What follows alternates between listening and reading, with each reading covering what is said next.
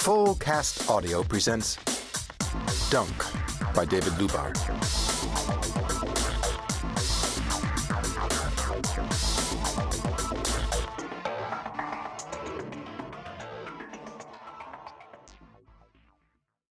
One. His voice ripped the air like a chainsaw. The harsh cry sliced straight through my guts the first time I heard it. The sound cut deep, but the words cut deeper. He shredded any fool who wandered near the cage. He drove people wild. He drove them crazy. Best of all, he drove them to blow wads of cash for a chance to plunge his sorry butt into a tank of slimy water. This was just about the coolest thing I'd ever seen, which made it that much more amazing, since I lived in one of the coolest places on the planet, and I'd seen some of the freakiest things man or nature had ever created.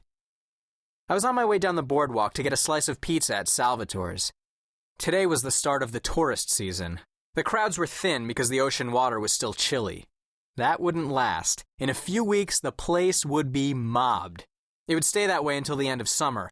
Wall-to-wall tourists frantically packing as much activity as possible into their vacation at the Jersey Shore. I hope someone special would also return. But if I thought about her too much right now, I knew I'd go crazy. Thin crowds or not, a dozen people had gathered near the tank, watching, listening, laughing at the marks. That's what you call someone who's about to play a game, a mark, or a vic, which is short for victim.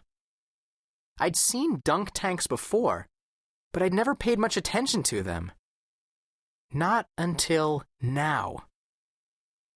The whole tank wasn't more than 5 feet wide and maybe 8 feet high. The bottom half was filled with water. The top half was protected by iron bars. The protection was definitely necessary. A shelf on a hinge ran along the back wall. A metal target attached to a lever stuck out from the left side of the booth. The other end of the lever supported the shelf. Behind the target, a large sheet of canvas hung from a wire stretched between two poles. A wooden sign in front of the cage simply said, "Dunk the Bozo, 3 balls for $2. That pretty much explained the object of the game. 10 feet in front of the cage, a guy with a change apron, a barker, sold balls to the players. This barker didn't have to do much barking. The game sold itself. I edged closer, but stayed behind the crowd so I wouldn't attract the Bozo's attention. I shouldn't have worried. He wouldn't waste his breath on some kid who looked like he didn't have more than $5 in his pocket. What would be the point in that? He sure wasn't there because he liked falling into a pool of bacteria soup. He was there to rake in the dollars. "Hey!" The Bozo shouted at a guy near the front of the small crowd. "Where'd you get that wig? You scalp it off a poodle?" The crowd laughed, and the guy's face turned the color of a bad sunburn. His right hand jerked up toward his head as if he wanted to adjust the fake hair that was plastered there. "Yeah, you!" The Bozo shouted, pointing straight at the guy, turning himself into a nightmare version of an Uncle Sam poster. "What's the matter? Did you get glue in your ears when you pasted on that wig?" The mark yanked his wallet from his pocket and whipped out a couple bucks. The barker traded the money for 3 baseballs he'd grabbed from a plastic 5-gallon bucket at his feet. He did all this with one hand while holding a half-eaten hot dog in the other. I noticed mustard and ketchup smeared on the change apron tied over his belt. Crumbs littered the front of his shirt and dangled from the shaggy fringe of his mustache, making me think of snowflakes on a pine branch. "Imagine that," the Bozo said, his voice growing less harsh as he spoke to the crowd. It was almost like he was sharing a secret with us. "Somewhere there's a poor dog running around with a bare butt so this guy could have a curly head." The mark grunted as he threw the first ball.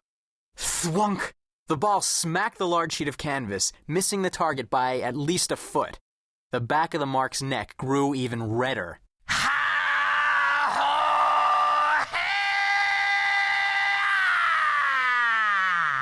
The Bozo leaned close to the microphone that hung from the top of the cage and let loose with a screaming laugh. Another chainsaw through my guts.